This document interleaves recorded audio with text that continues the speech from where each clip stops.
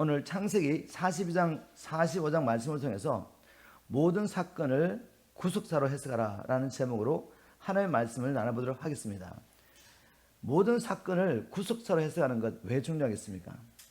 우리의 삶 속에 일어나는 사건들을 우리가 어떤 시각으로 보고 해석하느냐에 따라서 동일한 사건이 저주가 될 수도 있고, 그 사건을 통해 상처를 받고 누군가를 원망하고 불평할 수도 있고, 또 그 사건을 통해서 하나님의 구속 역사가 이루어질 수 있기 때문에 우리가 어떤 시각을 가지고 이 사건을 바라보느냐 하는 게 참 중요합니다. 요셉은 하나님의 비전을 받은 후에 얼마나 많은 어려움을 당했습니까? 하나님께서 두 분의 꿈을 통해서 요셉을 통해서 그 가정에 행하실 놀라운 일들을 확인해 주셨죠. 요셉은 자기가 하나님께서 자기에게 꿈을 해석하는 은사를 주셨다는 것을 믿고 있었습니다. 그 꿈을 통해 요셉은 자기의 미래가 어떻게 될 것을 분명히 알았죠. 그 가운데 어려운 일도 많았지만 그가 끝까지 하나님께 주신 약속을 붙잡고 있었다는 증거들을 우리가 지난주에 나눠봤죠. 하나님의 약속과 관계없이 그는 형들의 시기 질투를 받고 노예로 팔리게 되죠. 노예로 팔려서 보디발의 집에서 충성을 다하고 보디발의 인정을 받았지만 결국 보디발의 아내의 엄란한 마음 때문에 억울한 눈물을 쓰고 감옥에 갇히는 오랜 시간도 있었습니다. 정말 하나님께 주신 비전과는 완전히 다른 삶을 한 13년 이렇게 살게 되죠. 그 과정 가운데 요셉은 끝까지 이 비전, 하나님 주신 약속을 놓지 않고 있습니다. 그 증거로서 바로 감옥 안에 들어앉는 술 맡은 관원장과 떡 맡은 관원장이 꿈을 꾸고 그 꿈의 의미를 알 수 없어서 고민하고 있을 때 꿈의 해석은 하나님께 있지 않습니까? 제게 말씀하십시오 라고 묻는 이 과정을 통해서 우리가 나눠봤습니다. 요셉은 끝까지 이런 어려운 상황 가운데서 하나님께서 자기의 꿈을 주셨고 그 꿈이 하나님의 말씀대로 이루어질 것을 믿고 있었구나. 결국은 그 연단의 시간, 말씀 때문에 연단의 시간이 끝났고, 요셉은 하나님의 큰 그림을 알 수 없었지만 그것은 단순히 야곱의 가정에 자기가 머리가 되는 것이 아니라 정말 하나님께서 요셉을 통해서 구속의 역사를 이루어갈 이스라엘 민족을 보존하시고, 또 요셉을 통해 그 당시 애국과 주변에 있는 많은 사람들을 기근으로부터 살리는 이 일을 위해서 노예인 이 요셉을, 또 이방인이었던 요셉을 그 당대 가장 강력한 나라였던 애굽의 총리로 세우시는 이 하나님의 계획을 누가 알았겠습니까? 아무도 알지 못했죠.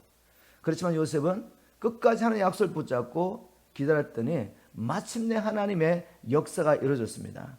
바로 이 요셉의 삶을 지난주 우리가 나눠봤는데, 오늘 계속해서 요셉의 삶을 통해서 이제 하나님께서 요셉뿐만 아니라 하나님 백성으로 부름을 받아서 이스라엘 민족을 이룰 그 이스라엘 민족의 조상들이었던 12지파의 조상들을, 바로 요셉의 형들이죠. 이 요셉의 형들을 어떻게 치료하시고 회복하시는지, 또 그 과정 가운데서 하나님께서 어떻게 이 요셉을 통해 하나님의 구원 역사를 이루어가는지 한번 말씀을 통해 나눠보도록 하겠습니다.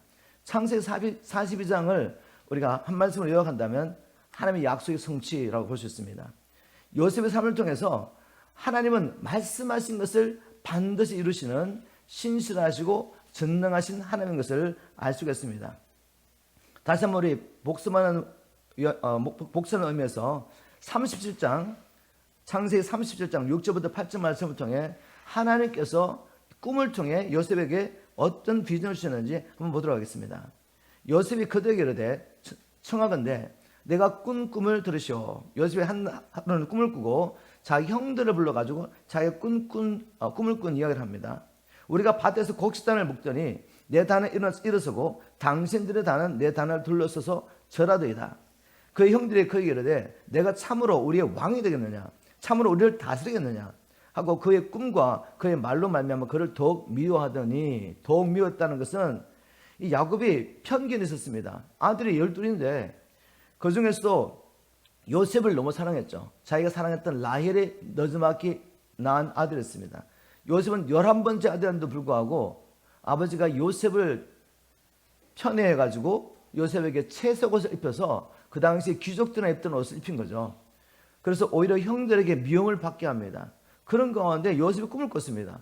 꿈을 꿨는데 그렇지 않아도 요셉 때문에 형들이 화가 나 있는데, 그 꿈을 통해 보니까 이제는 형들이 요셉 앞에 가서 절하는 꿈을 꾼 거죠. 그래서 정말 네가 우리에게 왕이 되겠느냐, 우리의 왕이 되겠냐라고 말하며 더욱 미워하게 됩니다. 이런 일이 있고 난 다음에 이제 형들은 양을 치러 나갔는데 그때 웬든지 야곱이 요셉은 보내지 않았습니다. 요셉도 평소에는 같이 형들과 함께 양을 쳤는데 그때는 보내지 않았던 거죠. 근데 시간이 지나고 난 다음에 형들의 상황이 어떻게 되는지 알아보려고 요셉을 보내죠. 야곱이 요셉을 보냈는데 이 요셉이 들판에서 형을 찾고 있는 그런 상황과 앉아서 멀리서 형들이 이제 요셉이 다가오는 것을 보는 거죠. 그리고 하는 말이 뭔가 하면 상응 17장 18절부터 20절입니다. 요셉이 그들에게 가까이 오기 전에 그들이 요셉을 멀리서 보고 죽이기를 꾀하여 동생을 죽일 생각을 합니다. 악한 마음을 품은 거죠. 그러면서 하는 말이 무엇입니까? 서로 이르되 꿈꾸는 자가 오는도다. 자, 그를 죽여 한 구덩이에 던지고 우리가 말하기를 악한 짐승이 그를 잡아먹었다 하자. 그의 꿈이 어떻게 되는지를 우리가 볼 것이니라 하는지라. 결국 이 형들을 통해 나왔던 생각이 마귀로부터 왔다는 것을 알 수가 있죠. 야곱의 집에 머리를 세우신 하나님의 계획이 무엇입니까? 하나님의 큰 그림을 보고 계신 거죠. 이제 장차 큰 풍년과 함께 큰 기근이 올 때, 풍년의 때 지혜를 가지고 준비하지 않으면 기근의 때 모두 죽을 수밖에 없기 때문에, 그렇다면 야곱의 가정을 향하신 하나님의 계획이 무엇입니까? 야곱 가운데 태어난 12아들을 이스라엘 12지파의 조상을 세워서 이스라엘 민족, 큰 민족을 일으켜서 그 가운데서 예수 그리스도가 나시고 예수 그리스도를 통해서 열방을 구원하기 원하시는 하나님의 구원 계획이 어떻게 되겠습니까? 이 큰 그림 가운데서 하나님은 요셉을 그 당시에 구원자로 세우신 것입니다. 그런데 이 하나님의 계획이 어떻게 되는지 보자고 말하면서 요셉을 죽이려고 한 것이죠. 지금 이스라엘 야곱의 가정 가운데 누가 역사하고 있습니까? 마귀가 역사하고 있는 거죠. 하나님의 택하신 가정 가운데서도 우리가 정신을 차리지 않고 자기 사랑에 빠져서 시기와 질투 가운데 움직이면 하나님께서 놀라운 구원기를 가지고 택하신 사람들 미워하고 시기하고 질투하고 우리가 마음으로 얼마든지 죽을 수 있다는 것입니다. 자, 그럼에도 불구하고 하나님은 이 형들의 악한 계획까지 마귀가 형들 안에 넣어놓은 이 시기 질투 가운데 생각했던 이 악한 계획까지 하나님이 사용하십니다. 형들이 요셉을 죽이려고 하다가 결국 유다가 권유하죠. 어차피 우리 형제인데 죽일 게 있냐? 그냥 팔아버리자. 사실 죽는 것보다 더 힘든 게 무엇이겠습니까? 어떤 면에서 요셉은 야곱의 가정에 정말 왕자였어요. 왕자. 이 야곱의 가정이 보통 가정이 아니죠. 하나님께서 아브라함과 이삭과 야곱을 이 가정을 통해 하나님의 나라, 하나님의 민족을 일으키려고 계획하셨기 때문에 물질적으로도 엄청나게 축복하셨습니다. 종들이 많고 부했던 가정이죠. 그 가정에 왕자처럼 살던 이 요셉이 하루아침에 노예가 돼가지고 말도 안 통하는 애굽에 가가지고 노예 생활을 해야 되는 거죠. 이것은 죽는 것보다 더 힘든 일인데 하나님의 계획 가운데 생명을 살리기 위해서 요셉의 생명을 살리기 위해서 유다는 이런 제안을 한 것이죠. 우리 노예로 팔아버리자. 그래서 노예로 팔려갔습니다. 그런데 하나님의 계획 가운데 또 어디로 들어가죠? 바로 바로와 가장 측근인 시위 대장의 집에 팔려가게 됩니다. 그곳에서 요셉을 보니까 원망과 불평하며 형들에 대해서 막 앙심을 품고 복수심을 가진 게 아니라 이해할 수 없는 상황이었지만 하나님이 내게 주신 꿈과는 너무나도 다르게 나의 인생이 흘러가고 있지만 알 수 없었지만 그는 하나님을 신뢰했습니다. 그리고 그곳에서 충성을 다했죠. 우리가 그걸 어떻게 할 수 있습니까? 그걸 자세하게 나와 있지 않는데 여호와 하나님께서 요셉과 함께 하심으로 그가 어디에서 뭘 하든지 형통케 하셨다는 이 말씀과 안 돼서 할 수가 있는 거죠.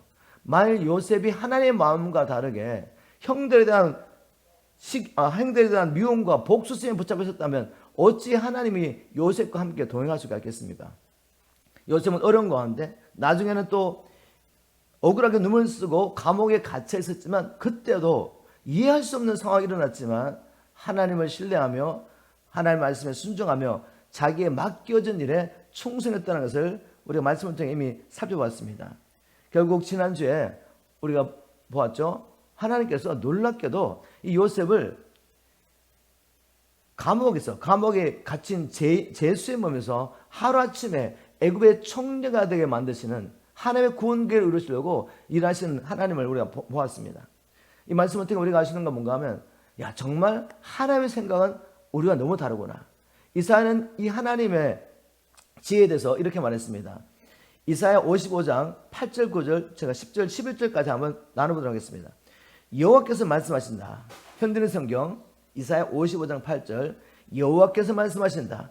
내 생각은 너희 생각과 다르며 내 길은 너희 길과 달라서 하늘이 땅보다 높은 것 같이 내 길은 너희 길보다 높고 내 생각은 너희 생각보다 높다. 여러분 우리가 이것을 기억해야 됩니다. 제가 복음을 전하다 보면 제일 힘든 사람이 어떤 사람이죠? 자기의 지식을 가지고 자꾸만 하나님을 제언하면서 어떻게 하나님께서 사랑이시라면 하나님께서 지옥을 만들 수 있느냐, 준비할 수 있느냐, 이런 이야기.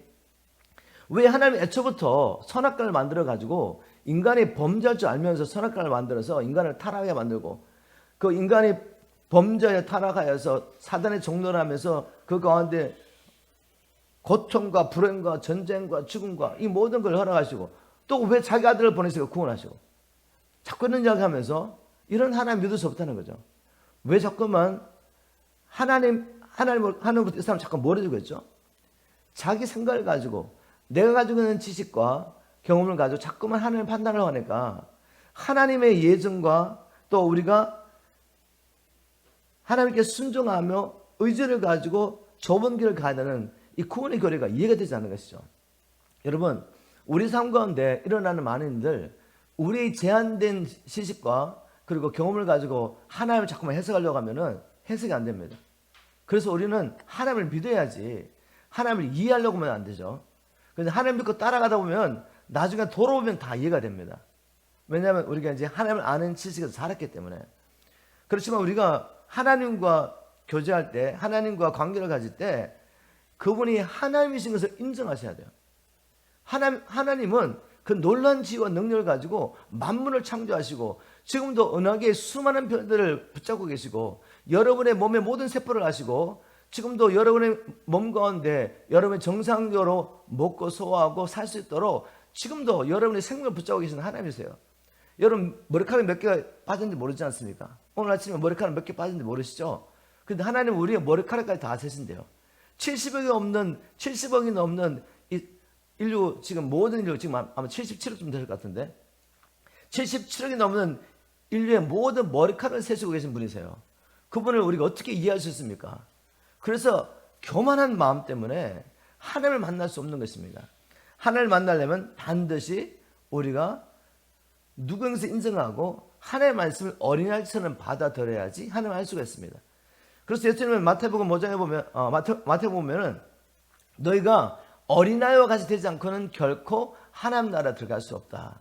어린아이처럼 순수하게 하나님이 얼마나 높으신 것을 깨닫고 그분의 말씀을 그냥 받아들일 때 이제는 그 말씀이 풀어지는 것입니다. 우리 하나님의 생각이 이렇게 높습니다. 요셉을 향하신 하나님의 생각도 높았던 거죠. 요셉은 하나님께서 자기를 아버지의 집에 머리로 세울 것은 알았지만 이렇게 원대한 계획을 가지고 인류 역사 가운데 하나님의 구원 계획 가운데서 자신을 그 시간에 사용할 줄을 몰랐던 것입니다. 그럼에도 불구하고 하나님의 말씀 어떻게 역사합니까? 반드시 역사하신다는 거죠. 바로 이사야 55장 10절 11절에 그것을 선포가 있습니다. 비와 눈이 하늘에서 내리면 다시 그리로 돌아가지 않고 땅을 적셔 싹이 나게 하며 열매가 맺히게 하며 파종할 씨앗과 먹을 양식을 주듯이 즉 비가 내리면 그냥 비가 사라지지 않는다는 거죠. 땅을 적시고 땅을 적시면 씨가 싹을 나게 되고 또 그 싹이 자라서 열매를 맺을 때까지 이 물이 역사를 한다는 것입니다. 그와 마찬가지로 11절에 하나님 말씀하십니다. 내 입에서 나가는 말도 나에게 헛되이 돌아오지 않고 내 뜻을 이루며 내가 의도한 목적을 성취할 것이다. 여러분 이것이 하나님의 말씀의 능력입니다. 그래 우리가 무엇을 붙잡아야 되겠습니까? 내가 지금 경험하는 것? 그 경험 가운데서 내가 가진 지식과 나의 또 경험을 가지고 판단하고 그것에 따라서 선과 악을 구분하면서 따라가야 되겠습니까? 여러분 그러면 망하게 되는 것입니다. 만약 우리가 주님 안에 있는 자예요. 주님 안에서 약속을 받은 자라면 하나님께서 내게 주신 약속을 붙잡고 내가 시작한 것이 아닌데 어느 순간에 하나님 앞에 기도하는 가운데 하나님이 그런 마음을 주셨습니다. 그 마음을 가지고 간절하게 눈물로 기도하게 하셨어요. 그 약속을 믿고 따라왔는데 그 약속과는 다르게 완전히 내가 다른 길을 가고 있는 거죠. 수년 동안. 그럴 때 여러분 어떻게 하시겠습니까? 그 약속을 놓치겠습니까? 내 경험을 바탕으로 해가지고 그 약속은 내게 이루어지지 않을 것 같아. 그리고 내려놔야 되겠습니까? 아니죠. 요셉처럼 하나님 내게 주신 약속과 나의 삶이 아무리 반대방으로 간다 할지라도 하나님 어떤 하나님이시죠? 하나님은 신실하시고 전능하신 하나님, 언제든지 상황을 바꾸시는 하나님이시죠. 아브라함이 믿었던 하나님이 바로 그런 하나님이신 거죠. 하나님은 아브라함에게 다른 아들이 아니라 이삭을 통해 내가 하나님의 구원 역사를 이루가시겠다고, 이삭이 바로 약속의 아들이라는 것을 말씀해 주셨습니다. 그런데 하나님께서 창세기 24장에 보면 아브라함을 마지막으로 시험하시면서 네 사난 독자 이삭을 내게 바치라고 말씀하시잖아요. 내가 지시한 땅으로 가서, 아모리 땅에 있는 산이죠. 그런데 아브라함이 갈등하지 않았다는 것을 우리가 말씀을 통해 알 수 있습니다. 22장 5절에 보면 이튿날 일찍 일어나가지고, 죄송합니다. 2장인지 5장인지 잘 모르겠습니다. 22장에 보면 일찍 일어나가지고 이삭과 함께 지시한 땅으로 가죠. 바로 가서 이제 종들과 함께 갔는데 종들이 이렇게 말합니다. 우리가 개혁 성경 잘 나왔지 않습니다. 그렇지만 이제 영어 성경에는 we라는 말이 나오죠. we. 그러니까 이삭과 자기가 함께 가서 올라가서 하나님께 번제드리고 we worship God and we will come back. 우리가 함께 내려오리라고 말한 거죠. 지금 아브라함은 이삭을 번제로 바치러 가는데 이걸 바치고 난 다음에 다시 우리가 같이 내려오겠대요. 이걸 보고 히브리서 기자는 뭐라고 말했습니까? 아브라함이 이삭을 바칠 때 어떤 믿음을 바쳤다? 이삭을 번제로 바쳤더라도 하나님께서 그를 죽은 자 가운데서 살릴 것을 믿음으로 바쳤다고 말한 거죠. 바로 이 살아있는 믿음의 행동, 이걸 보면서 아브라함은 믿음의 사람이라고 말한 거죠. 히브리서 기자가. 바로 아브라함 믿었던 하나님은 죽은 자를 살리시고 없는 것도 있게 하시는 하나님이셨습니다. 그래서 그가 백세가 되어 자기 몸에 죽은 것 같은 것을 알고 또 사라의 태가 다친 것을 알고도 하나님의 약속을 의심치 않고 하나님을 믿어드림으로 하나님께 영광을 드렸죠. 우리에게 그런 믿음이 필요합니다. 하나님의 역사를 이루어가려면 이런 믿음이 필요합니다. 근데 이런 믿음이 하루쯤에 생기지 않습니다. 무엇을 통해? 먼저 말씀을 읽고 묵상하면서 하나님 주시는 약속이 있죠. 그 약속을 받을 때 얼마나 기쁩니까? 근데 약속을 받은 자가 반드시 지나갈 과정이 있습니다. 무엇이죠? 그 약속을 믿는지 안 믿는지 시험하는 시간이 있다는 거죠. 이 시험을 통과해야지 약속을 받을 수 있습니다. 경험할 수 있습니다. 그러면 약속을 받은 자가 필요한 것은 인내죠, 인내. 하나님의 말씀을 믿음으로 인내하는 시간. 이 시간을 통해서 단지 하나님께서는 그 약속을 이루시는 것에 영광을 받는 것이 아니라 우리 안에 무엇을 이루죠? 그리스도의 형상을 이루시는 거죠. 믿음의 사람 우리를 만들어가는 것입니다. 어떤 상황 가운데서 하나님을 믿어드림으로 하나님을 영원하게 하는 사람으로 만들어가는 것입니다. 자, 요셉의 삶을 통해서 이제 마침내 하나님께서 약속한 것이 이루어졌다는 것을 우리가 알 수 있습니다. 그게 뭔가 하면 창세기 42장 6절 7절에 보면 결국 하나님의 말씀대로 형들이 와서 요셉의 발 앞에 무릎 꿇게 되죠. 창세기 42장 6절 7절. 때 요셉이 나라의 총리로서 그 땅 모든 백성에게 곡식을 팔더니 요셉의 형들이 와서 그 앞에서 땅에 엎드려 절하며, 자, 그걸 봤을 때 요셉이 뭘 생각했습니까? 하나님 말씀대로 그대로 이루어지는구나.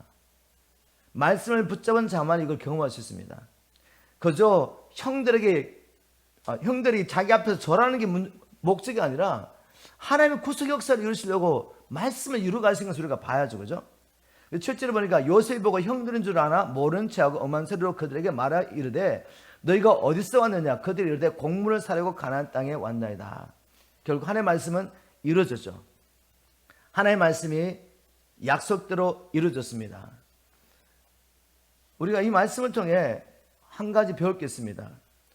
이 모든 말씀은 예수 그리스도는 계시죠. 그래서 이 말씀 가운데서 예수 그리스도는 계시가 있습니다. 하나님께서 예수 그리스도를 통해서 하실 일, 예수 그리스도와 관련된 일어날 일들을 바로 이 사건을 통해 저는 보였다고 믿습니다. 하나님께서는 요셉을 자기 형들의 구원자로 택하셨는데 요셉 형들이 어떻게 요셉을 대했죠? 시기하고 질투하고 미워하다가 결국 죽이려고 마음먹었지 않습니까?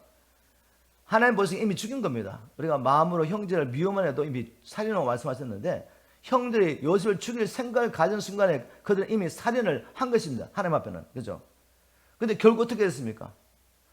요셉은 바로 이 형들과 형들의 가정을 살리려고 하나님의 택하신 구원자였고, 하나님의 뜻대로 그들의 악한 행실까지 사용해서 하나님은 요셉을 애굽의 총리로 하시고 그 구원의 역사를 이루어 가셨습니다. 맞죠? 그죠? 이게 바로 예수님의 삶 가운데 일어날 일의 그림자인 것이죠. 예수님은 이방인과 유대인의 구원자로 오셨습니다.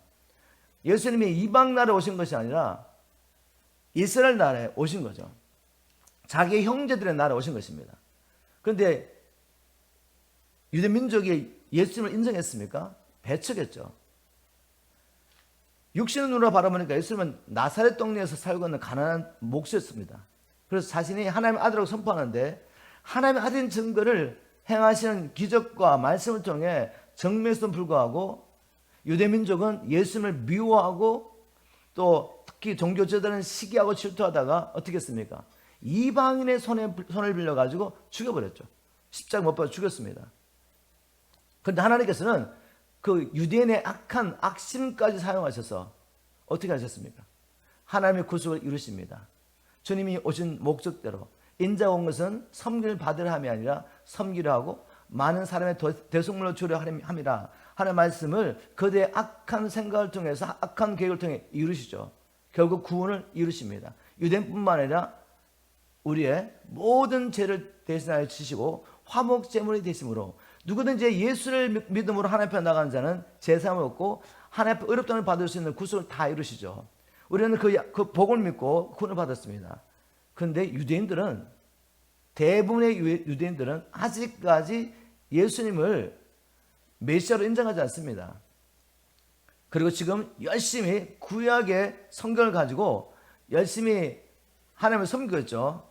여전히 그들은 영적인 눈이 가려가지고 그렇게 하나님의 말씀을 열심히 연구하고 지키려고 노력하지만 하나님의 말씀이 갇혀있죠. 닫혀있습니다. 그런데 어떤 일이 일어나죠? 이제 장차 앞으로 어떻게 됩니까? 하나님께서 이사야를 통해서 또 바울 로마서를 통해서 뭐라고 약속하셨죠?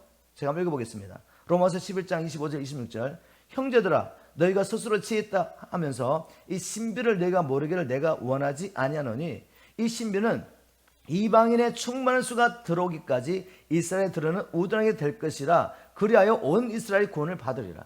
하나님이 유대민족이 메시아를 알아보지 못하고 배척하게 하신 데는 또 하나님의 놀라운 지혜가 있었다는 것이죠. 바로 그들이 유대인들이 하나님 택하신 백성 유대인들이 하나님을 거부함으로 메시아를 거부함으로 이 복음이 이제는 이방인들에게 전파되게 하셨다는 것이죠. 이방인들 가운데서 택하신 자들이 온전히 주님 앞에 돌아올 때 이제 하나님께서는 이스라엘 남은 자를 구원하셔서 온 이스라엘이 예수 그리스도를 메시아로 인정하고 돌아가게 할 것이라고 말씀하셨습니다. 우리 예수님도 마태복음 23장 39절에 보면 유대인들이 자신을 배척하는 것을 아시고 그렇지만 결국은 마침내 유대인들이 주님을 인정할 걸 아시고 이렇게 선포하십니다. 마태복음 23장 39절에 보니까 내가 너에게 이르노니 이제부터 너희는 찬송하리로다 주의 이름으로 오시는 이여 할 때까지 나를 보지 못하려 하시니라. 자, 이 말씀 가운데 결국은 주님이 다시 재림하신다는 것이죠. 재림하시는데 재림하실 때 남은 자들 가운데 예수님을 메시아로 인정하고 환영할 것을 이 말씀과 내포하고 계신 것이죠. 결국 하나님의 계획 가운데 뭐가 있습니까? 유대인들 가운데 남은 자들이 민족적으로 하나님 앞에 돌아올 것이라는 것입니다. 요셉의 삶을 통해 보여주신 메시아에 대한 계획이 반드시 이루어질 것입니다. 형들이 결국은 요셉의 발 앞에 무릎을 꿇은 것처럼 유대인 가운데 택하신 자들이 그 주님 발 앞에 무릎을 꿇고 예수를 메시아로 주라고 인정하며 하나님께 영광을 돌릴 것을 우리 말씀을 통해 알 수가 있습니다. 이사야 14장 24절 이렇게 선포했습니다. 만군의 여호와께서 맹세하여 이르시되 내가 생각하는 것이 반드시 되며 내가 격려하는 것이 반드시 이루리라. 아멘. 믿습니까 여러분? 하나님의 계획은 반드시 쓸 것입니다. 그러면 이제 여러분이 기억해야 됩니다. 주님은 내게 어떤 약속을 주셨습니까? 주님은 내게 주님은 어떤 약속을 주셨습니까? 내가 주님 앞에 가서 간절히 기도할 때 또 하나님께서 기름 부으신 모임 가운데서 하나님의 말씀을 듣는 가운데 하나님이 어떤 말씀으로 내 마음을 뜨겁게 하셨나 이거죠. 그것은 성령의 말씀입니다. 성령께서 내게 뭔가 약속하셨다면 그 약속을 붙잡고 가는 과정 가운데 내 삶 가운데 어떤 일이 난다 할지라도 우리는 약속을 붙잡을 수 있습니다. 왜요? 하나님의 생각은 반드시 되기 때문에, 하나님의 격려하신 것은 반드시 이루기 때문에, 바로 이것이 믿음의 사랑과 종교인을 구분하는 것입니다. 여러분, 약속을 붙잡는 여러분 되기를 주님으로 축복합니다. 한번 적용해 보겠습니다. 나는 현재 내가 경험하고 있는 이해할 수 없는 사건들 속에서도 나를 향하신 주님의 뜻을 이루기 위해서 주님께서 지금도 쉬지 않고 일하고 계신다는 것을 믿음으로 범사에 감사할 수 있습니까? 여러분,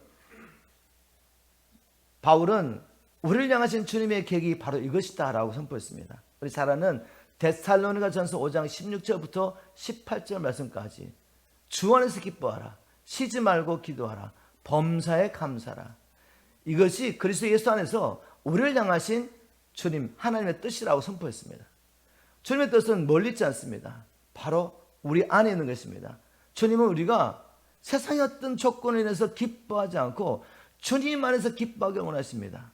이를 위해서 우리가 또 쉬지 않고 기도하는 일이 필요하죠. 내 생각만으로 그렇게 살 수 없기 때문에 주님께서 우리와 함께 하시며 우리에게 계시하시고 우리를 도와주셔야지 우리가 주 안에서 늘 기뻐할 수 있습니다. 그리고 모든 일, 그 일이 사람의 눈에 보기에는 어떻게 주를 믿고 따라가는 백성들의 삶 가운데 이런 일이 일어날 수 있어 라는 그런 상황 가운데서 감사를 드리는 것입니다. 왜요? 요셉의 삶을 통해 보니까 어떻게 이런 일이 일어날 수 있지라는 사건이 또 뭐예요? 보니까 하나님의 큰 그림 가운데서 하나님의 구원의 역사를 가는데 없어서는 안 될 피스였죠. 하나하나의 사건이었습니다. 그런 사건이 없었다면, 형들의 미움을 받고 애굽에 팔리지 않았다면, 애굽에 팔린 후에도 보디발의 아내의 그 음욕 때문에 억울하게 눈물을 쓰고 감옥에 들어가지 않았다면, 감옥에 들어간 이후에도 술 맡은 관원장에게 정확하게 그 꿈을 해석했기 때문에 술 맡은 관원장의 힘으로 감옥에서 풀려날 수 있는데 그 이후에도 2년을 더 감옥에 있는 이 사건이 없었다면 바로의 꿈을 해석할 수 있는 그런 시간까지 그 감옥에 있지 않잖아요. 그러면 어떻게 됩니까? 하나님의 역사가 일어나지 않는 거죠. 모든 사건들, 하나님 왜 이렇게 행하십니까? 라는 그 사건 하나하나가 결국은 하나님의 큰 그림을 이루는데 없어서는 안 될 중요한 사건이었다는 것입니다. 그렇다면 우리가 이 큰 그림을 알고 있다면, 그리고 하나님은 신실하시고 전능하시고 무엇보다 우리를 사랑하셔서 자기의 독생자까지 주시면서 우리를 향하신 하나님의 사랑을 확인해 줬다면 우리는 하나님을 믿고 기다릴 수 있지 않겠습니까? 범사에 감사할 수 있지 않겠습니까? 우리 요셉의 삶을 통해 하나님은 정말 신실하시고 전능하시구나.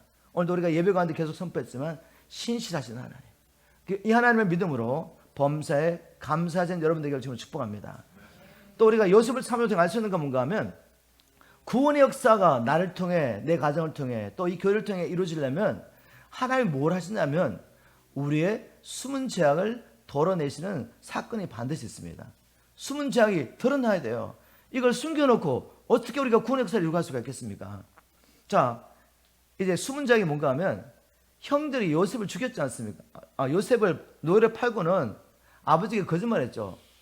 짐승이 잡아 먹힌 것처럼 그렇게 연구를 했습니다. 그럼에도 불구하고 그들의 마음 가운데는 뭐가 있겠습니까? 늘 마음 깊은 곳에 동생을 팔았다는 그 죄책감이 있습니다. 언제? 아버지가 요셉에 갈 때마다, 아버지가 요셉을 생각하며 괴로워하는 것을 볼 때마다 그들은 죄책감을 느꼈습니다. 이 문제 해결해야 됩니다. 그래서 이제 하나님께서 이거를 딜하십니다. 누구를 통해? 요셉을 통해서. 요셉이 형들을 정탐꾼으로 몰아버립니다. 멀쩡한 사람들, 야 너희들 정탐 오는 거 맞지? 막 몰아붙여요. 그러면서 그거 증명하려면은 너희들의 말은 그 벤자민 데리고 와라. 그리고 이 벤자민 데려올 때까지 시몬을 이제 가둬놓습니다. 바로 이런 어려운 사건을 통해서, 이 사건을 통해서 형들이 뭘 기억하냐면 자기들의 묻어놓았던 숨은 죄악을 기억하는 거죠. 제가 창세기 42장 19절 20절을 쉬운 말씀으로 한번 읽어보겠습니다. 당신들의 말이 사실이라면 당신 형제들 중 한 명을 당신들이 갇혀 있었던 이 감옥에 남게 하고 다른 사람들은 모두 돌아가도록 하시오. 곡식을 가지고 돌아가서 집안 식구들로 기근을 면하게 하시오. 20절에 보니까 당신들의 막내 동생을 나에게 데려오도록 하시오. 그래서 당신들의 말이 사실이라는 것을 입증하면 당신들을 돌려주겠습니다. 라고 이제 말했습니다. 형들은 요셉의 말을 따랐다라고 말했는데, 자, 이 사건을 통해서 형들은 자기들의 숨은 죄악을 기억하면서, 요셉은 지금 애굽의 통역관을 세워서 지금 형들하고 말하고 있기 때문에 형들은 자기들의 말이 요셉의 귀에 들리고 요셉이 그걸 알아들었다는 것을 알지 못하죠. 수근수근하면서 창세기 42장 21절에 보니까 요셉의 형들은 서로 수근거렸다. 그리고 이렇게 말합니다. 그래, 우리가 요셉에게 죄를 짓기 때문에 이런 벌을 받는 거야. 요셉이 살려달라고 애원할 때 그 아이의 걸음을 보면서도 우리는 외면해서 분명 그것 때문에 우리가 지금 이런 고통을 당하고 있는 거야. 지금 무슨 이야기 하고 있죠? 하나님이 이 사건을 통해서 형들 안에 묻어놨던 죄악을 드러내면서 깨닫게 하는 것입니다. 하나님 하시는 일이 보이죠? 자, 이제 이런 사건이 있었는데, 우리가 이제 이 말씀을 통해 하나님 우리 주시는 메시지가 이겁니다. 어떤 사건이 우리의 숨은 죄악을 기억나게 합니다. 여러분, 그런 사건들 있죠? 누군가 관계를 가지다가 내가 어떤 어려움을 당했습니다. 그게 상처일 수도 있고, 그런데 여러분이 하나님 앞에 나가서 기도하면 그게 뭔지 아세요? 하나님이 나를 보여주는 거죠. 나를 보여주는 겁니다. 내 안에 있던 어떤 상처 때문에 내가 누군가의 상처를 줬는데 내가 심은 것을 거두게 됩니다. 또 누군가 다른 사람에게 내가 또 상처를 받게 하는데 그걸 통해서 마음 상하고 뚜껑을 열 것이 아니라 하나님 앞에 기도하다 보면 그 사건이 어떤 사건이죠? 하나님 나를 쓰시려고 내 안에 있는 내 죄를 기억나게 하고 내가 잘못한 것을 깨닫게 하는 사건이라는 거죠. 근데 우리가 하나님 앞에 가서 막 열심히 기도하고 열심히 성경도 공부하고 훈련을 쫓아다니는 훈련 받고, 그런데 하나님이 어떤 사건을 통해서 나를 돌아보게 하시고 내 안에 있는 처리된 문제를 보여주시는데 그건 처리를 안 해요. 그게 바로 야곱이죠. 야곱. 그죠? 야곱의 문제는 무엇입니까? 하나님이 택하신 자인데 이 야곱을 통해 하나님께서 큰 민족의 의를 계획을 가지고 계시는데, 그래서 그가 태어나기 전에 하나님께서 계시하셨죠. 큰 자가 작은 자를 섬길 것이라고. 그런데 야곱은 자기 이름대로 자기 꾀로 삽니다. 다른 사람을 속이면서 내가 원하는 것을, 그것이 주님의 뜻이라 할지라도 내 방법대로 사는 거죠. 그래서 하나님께서 사건들 허락하십니다. 라반 같은 사람을 붙여줘 가지고 자기보다 더 한 수 뛰어난 자를 붙여 가지고 속임을 당하게 만들죠. 그런데 깨닫지 못하고 상처받습니다. 여러분, 우리가 하나님의 말씀을 통해 이제 배워야죠. 시간이 오래 걸릴 필요가 없습니다. 정말 우리가 마음을 다해서 하나님을 사랑하고 우리 삶을 통해 주님의 뜻을 이루어드림으로 하나님을 영원하게 하길 원한다면 사건 속에 일어나는 일들, 그것이 내가 상처를 받는 일을 할지라도 그 사건 가운데서 하나님의 손길을 보시기를 주님을 축복합니다. 한번 이렇게 정의해 보시면 좋겠습니다. 나의 옛죄를 드러나게 하는 사건은 없습니까? 나의 옛죄를 드러나게 하는 사건 없습니까? 왜 없겠습니까? 있죠. 어떤 사건을 통해서 하나님께서 나의 옛죄를 드러나게 하실 때 내 반응은 어떠합니까? 그 죄를 직면하고 회개합니까? 아니면 그 죄를 덮으려고 또 다른 죄를 짓습니까? 그러면 자꾸만 시간이 길어지는 거죠. 오히려 더 많은 문이 열리면서 우리는 또 하나님을 향해 이렇게 불평합니다. 하나님, 내가 이렇게 주님께 헌신해서 순종하려고 하고 하나님의 말씀대로 살려고 하는데 왜 이런 억울한 일이 자꾸 생기냐고. 하나님께 대한 원망이 자꾸 생기게 되죠. 이런 어리석은 삶을 살지 않기를 주님을 축복합니다. 또 말씀을 한번 돌아가 보겠습니다. 하나님께서는 이 야곱의 가정을 향하신 하나님의 구원 계획을 이루려고 또 누구를 다루셔야 하냐면 여전히 또 야곱을 다루십니다.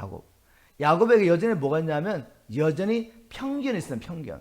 자기 아들들 가운데 특별히 사랑하는 자가 있죠. 요셉을 잃어버리고 난 다음에 또 야곱의 그 이 편견과 집착은 누구를 향하죠? 벤자민을 향하는데 이거 하나님 딜하셔야 돼요. 이거 딜하지 않으면 하나님의 구원의 역사가 일어날 수 없습니다.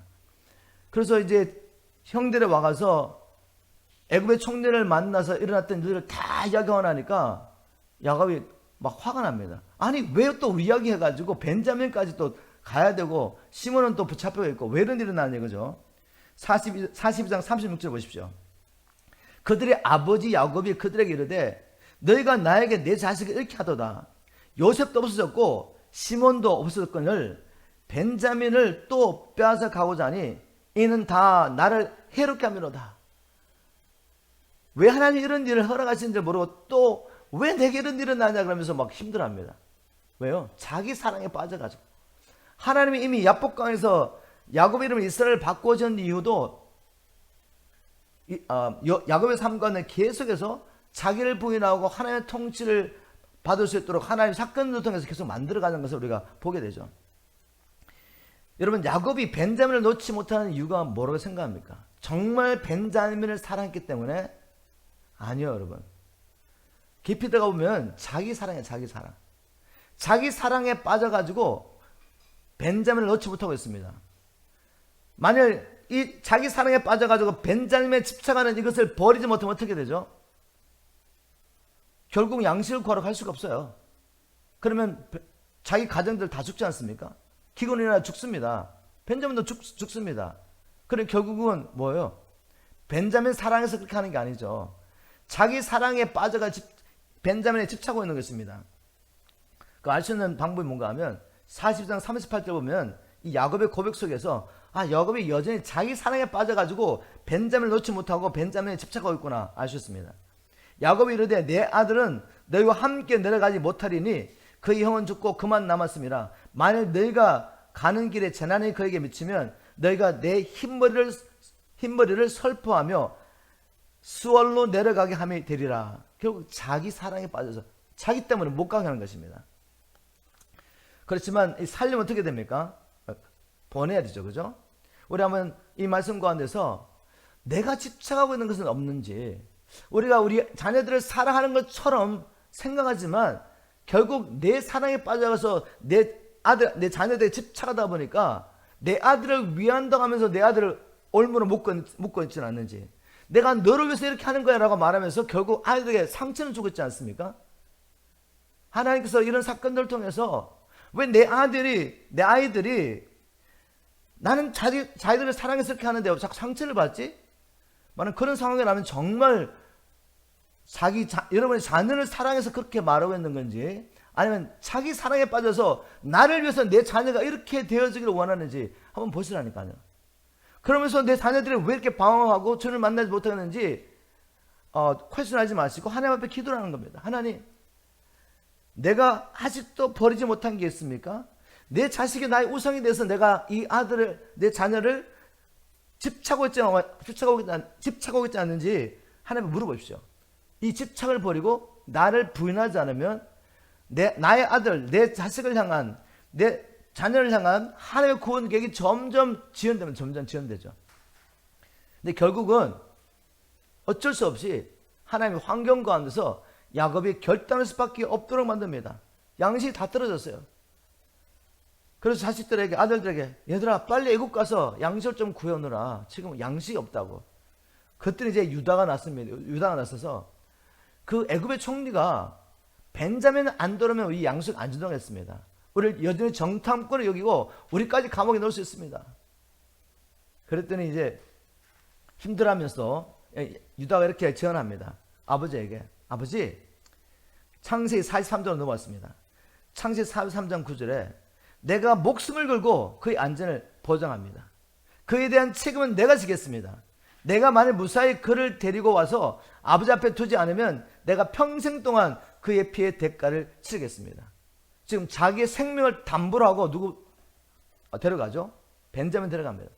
아버지, 내가 내 생명 걸고 어떤 일이 있다 할지라도 벤자민은 돌아가겠습니다. 그러니 아버지, 벤자민을 내어놓으십시오. 벤자민을 내려놓으십시오. 그렇게 이야기하니까 어쩔 수 없이 이제 내어놓게 되는데, 바로 이 말씀을 통해 또 하나님께서 우리에게 주시는 메시지가 있습니다. 그 뭔가 하면, 내가 누군가를 살리려면 먼저 내 생명 담보로 내려놔야 된다. 내 거 챙길 거 다 챙기고 내가 원하는 거 다 하면서 다른 영혼이 살아날 수는 없지 않습니까?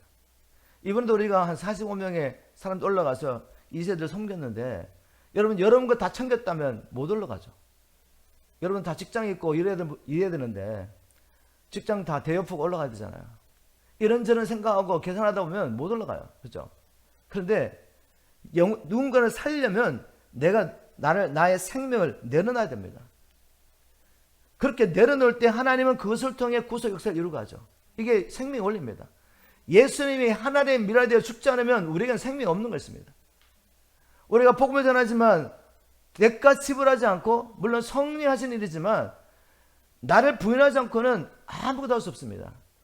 여러분 대여프가 얼마나 많은지 모르겠지만 여름에 또 가족 여행도 가야 되잖아요. 그죠? 그런 것까지 다 내려놓고 와야 되는 거죠. 그래서 하나님께서는 이 말씀을 통해 야곱의 삶을 통해서, 야곱아, 네가 내려놓지 않으면, 뭔가 포기하지 않으면, 네가 정말 집착원 사랑하는 그 벤자민까지도 내려놓지 않으면 하나님은 야곱의 가정을 향한 놀라운 구원계를 가지고 지금 일하고 계시는데 이 역사 속에 들어오지 못하는 것입니다. 자꾸만 지연되는 거죠. 결국 유다의 이야기를 듣고 야곱이 결단합니다. 유다가 자기의 생명을 담보로 내어놓으니까 야곱이 이제 하나님을 바라보게 됩니다. 바라보면서 이렇게 말하죠. 43장 14절에 전능하신 하나님께서 그 사람 앞에서 너에게 은혜를 베푸사 그 사람으로 너희 다른 형제와 벤자민을 돌려보내게 하시기를 원하노라. 내가 자식을 잃게 되면 잃으리라. 여기까지 가야 되죠. 내 자식 잃으면 잃으리라 라고 말하면서 전능하신 하나님께 모든 것을 맡깁니다. 내 자식을 맡겨놓는 것입니다. 하나님, 내가 이 자식을 만들어 가려고 하고 내가 이 자식을 하나님께 인도하려고 하고, 물론 우리가 하나님의 말씀을 전해야죠. 그죠? 그럼 여러분 아시죠? 하나님께 인도하려고 하는데 그게 내가 들어가 있는 거죠. 내 사랑에 들어가 있고, 이 아들에 대한 집착에 들어가 있고, 이 딸에 대한 집착에 들어가 있고. 여러분, 그래서 하나님의 역사가 지연되는데 하나님 어디까지 끌고 가시죠? 이제는 정말 모든 걸 내려놓을 수밖에 없는 상황까지 인도하시는 하나님.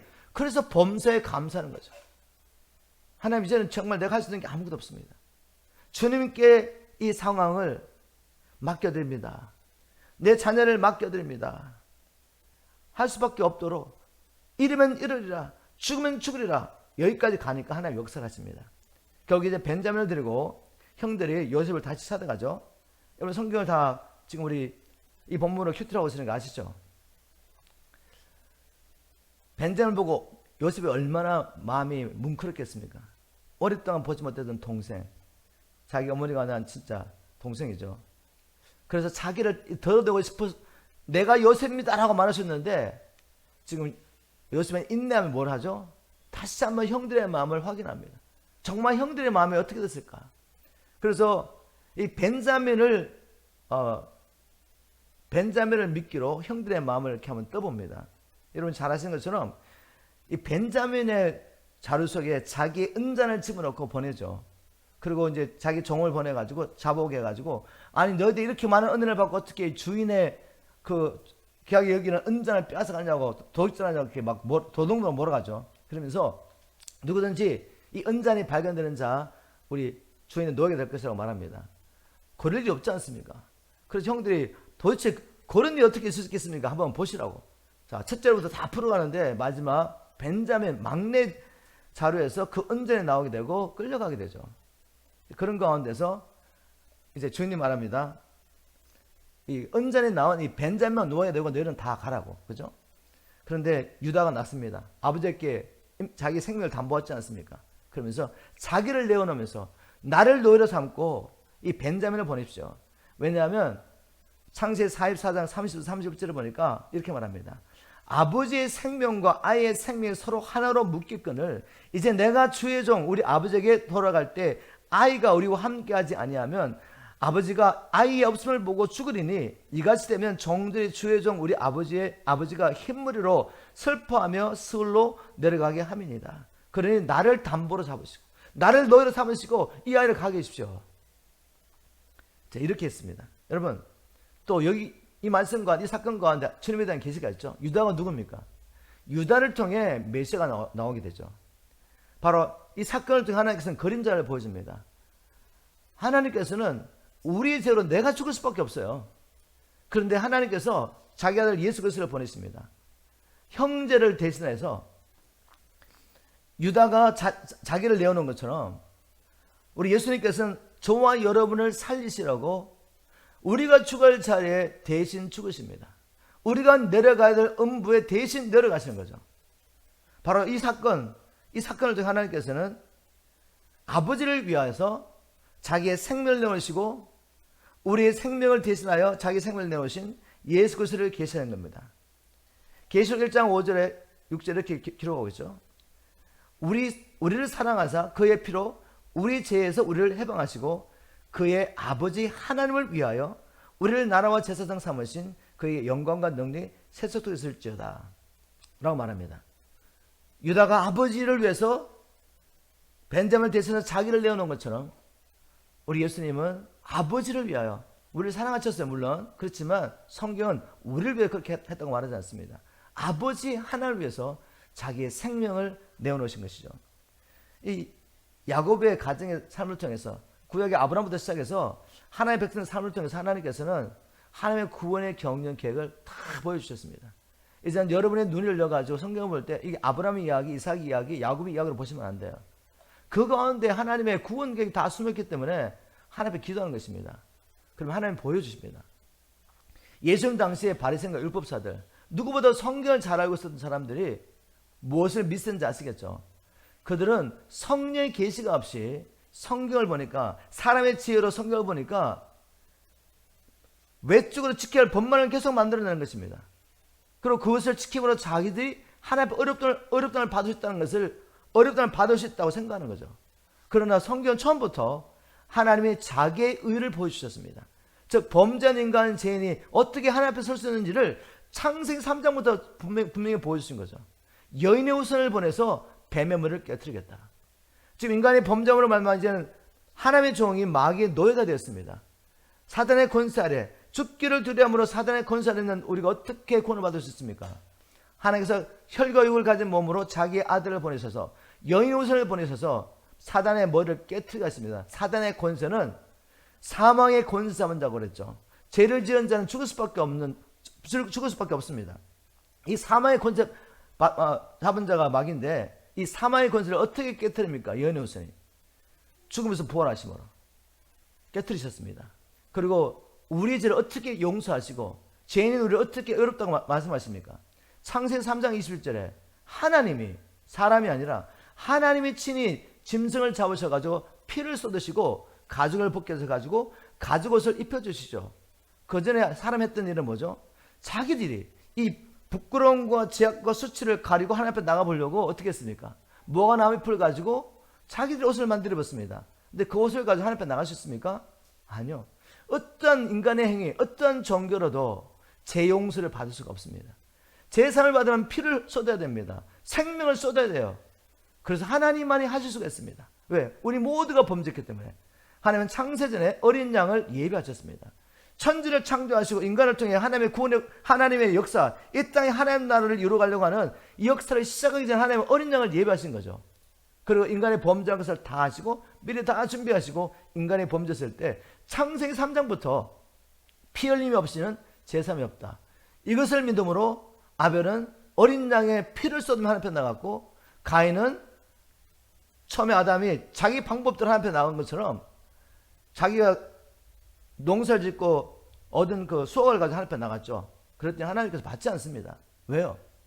믿음으로 나가지 않았기 때문에. 히브리서 11장 4절에 보면 아벨은 믿음으로 가인보다 나은 제사를 드렸다. 피를 흘리지 않고는 제사함이 없는 것을 알고 피를 쏟고 나갔는데 가인은 지 생각대로 나간 거죠. 그래서 하나님 받지 않았습니다. 그런데 하나님께 화를 내고 분을 품지 못하고 그래서 결국은 자기의 동생을 죽인 때까지 가죠. 자, 제가 이 유다의 삶을 통해 보여주고 원했던 건 뭔가 하면 바로 유다가 벤자를 위해서 자기의 생명을, 자기의 삶을 내어놓은 것처럼 우리 예수님은 아버지 하나님을 위하여서 자기의 생명을 내어놓으셨다는 걸 나눠봤습니다. 모든 말씀 가운데 하나님의 구속 역사가 이렇게 숨어 있는 것입니다. 이제 45장을 통해 주시는 메시지였습니다. 이게 오늘 제가 주기 원하는 핵심적인 메시지죠. 바로 요셉은 그 어려운 가운데서도 상처를 받고 마음에 쓴뿌리가 생기고 그래서 형들을 향하여 복수심을 기르면서 자기 인생이 파괴될 수도 있고 또 하나님을 향해서 원망하고 불평할 수밖에 없는 그런 상황을 가진데도 불구하고 그렇게 가지 않았다는 거죠. 어떻게 이 요셉은 자기 삶과 일어난 사건들을 어떻게 해석했기에 결국은 인내하며 하나님을 기다렸고 하나님의 역사를 이룰 수 있었는지 한번 보겠습니다. 이제 결국 요셉은 더 이상 형들의 마음을 이제 보고 난 다음에 즉 유다가 벤자민에서 자기의 생명을 여는 걸 보면서 자기의 정체를 드러내죠. 45장 3절에 요셉이 그 형들에게 이르되 나는 요셉이라 내 아버지께서 아직 살아계시니까 형들이 그 앞에서 놀라서 대답하지 못하더라. 당연하죠. 자기들이 시기하고 줄때 죽이려고 하다가 노예로 팔아버린 요셉이 애굽의 총리라니 말이 되겠습니까? 얼마나 더럽겠습니까? 아니 우리가 팔아버린 노예로 팔아버린 요셉이 위대한 애굽이라는 나라의 총리가 돼서 총리가 그 영광을 보고 있지 않습니까? 막 두려워합니다. 그런데 오히려 요셉이 형들을 안정시키죠. 위로줍니다. 45장 5절에 보니까 당신들이 나를 이곳에 팔았다고 해서 근심하지 마소서 한탄하지 마소서 하나님의 생명을 구원하시려고 나를 당신보다 먼저 보내셨나이다. 요셉 어떻게 이런 넓은 마음을 가지고 형들을 용서하고 이렇게 말할 수 있겠습니까? 바로 7절 8절에 그 답이 있죠. 요셉은 이 모든 사건들을 하나님의 구원 계획으로 해석한 것입니다. 자기 일어난 이 모든 일이 결국은 하나님의 계획이었습니다. 나와 나의 가정과 그리고 지금 애굽에 있는 사람들 그리고 많은 주변 사람들을 살리시려고 하나님께서 계획한 일이라는 것을 믿음으로 받아들였던 거죠. 7절 8절에 하나님이 큰 구원으로 당신들의 생명을 보존하고 당신들의 후손을 세상에 두시려고 나를 당신들보다 먼저 보내셨나니 하나님의 주권을 인정하는 거예요. 하나님의 주권. 자기 삶과 일어난 모든 일들 형들이 자기를 판 사건 보디발의 아내가 자기를 그렇게 억울하게 감옥에 집어넣은 것 보디발이 그걸 알면서도 여전히 거기 남겨둔 것 큰 은혜를 받고 술 맡은 관장이 자기를 잊어버린 것 이 모든 사건도 하나님의 계획 가운데 있었던 것입니다. 그걸 인정해버리니까 사람에 대한 미움과 원망이라든지 이런 것들이 다 사라지는 것이죠. 왜? 하나님이 하신 일이니까. 그런즉 나를 이리로 보낸 이는 당신들이 아니요 하나님이십니다. 여러분 이것이 하나님께서 우리에게 오늘 주기 원하시는 핵심적인 메시지입니다. 동일한 사건을 어떤 시각으로 보느냐에 따라서 그 사건을 통해 상처를 받을 수도 있고 그래서 내가 이 비르라는 사람 선뿌리가 가득해서 나도 더럽히고 누구를 만나니 더럽히는 사람이 될 수도 있고 아니면 그 사건을 통해서 나와 내 이웃의 구원을 이루기 위한 디딤돌로 삼을 수 있는 것입니다. 어떤 선택을 하느냐 하는 것이 결국 내가 마귀의 도구가 될 수도 있고 또 하나님의 도구가 될 수 있다는 것을 우리 말씀을 통해 알 수 있습니다. 이제 한번 여러분에게 자신에게 물어봤으면 좋겠습니다. 우리가 조용하면서 나는 나의 삶 속에 일어나는 사건들을 자기 사랑하는 시각을 통해서 해석하고 있습니까? 아니면 하나님의 구원계하는 시각으로 해석하고 있는지 보십시오. 자기 사랑하는 시각으로 해석하면서 나의 삶은 아픔과 상처와 원망과 불평으로 가득 차 있습니까? 아니면 반면에 하나님의 구원계하는 시각을 통해 해석하면서 인내하는 믿음으로 범사에 감사하며 믿음의 진보를 보이고 있습니까? 오늘 하나님께서 이 말씀을 때 우리에게 주시는 메시지와 또 결단, 요구하는 결단 분명하죠. 저와 여러분이 정말 이제는 모든 사건을 하나님의 구원 계획이라는 이 시각을 통해서 볼 수 있기를 주님을 축복합니다. 그래야지 우리가 범사에 감사할 수 있습니다. 범사에 감사하고 우리가 주님 안에서 기뻐할 수 있죠. 환경 안에서는 기뻐할 수 없어요. 그런데 하나님의 시각으로 이 사건을 보고 하나님께 순종하면 성령 안에서 의와 평강과 희락의 하나님 나라가 우리에게 임하게 됩니다. 우리의 만족은 내가 인간적으로 원하는 어떤 일들이 일어나기 때문에 오는 것이 아니라 주님 안에 있기 때문에 주님께 순종하여 하나님 나라가 내 안에 있기 때문에 오는 만족과 기쁨이죠. 이것이 진정한 만족과 기쁨입니다. 아무도 세상이 빼앗아갈 수 없는 기쁨과 만족입니다. 그래서 여러분 우리가 이제 우리의 남은 생에 주님께서 주신 이 사명을 다 감당 하나님 앞에 설 수 있도록 저와 여러분이 이 모든 사건을 하나님의 구원 계획이라는 시각으로 보게 되기를 주님 축복합니다. 범사에 감사하며 주님 오실 때까지 우리가 믿음의 진보를 이루며 사명을 다 감당하고 하나님 앞에서는 저와 여러분 되기를 주님으로 축복합니다.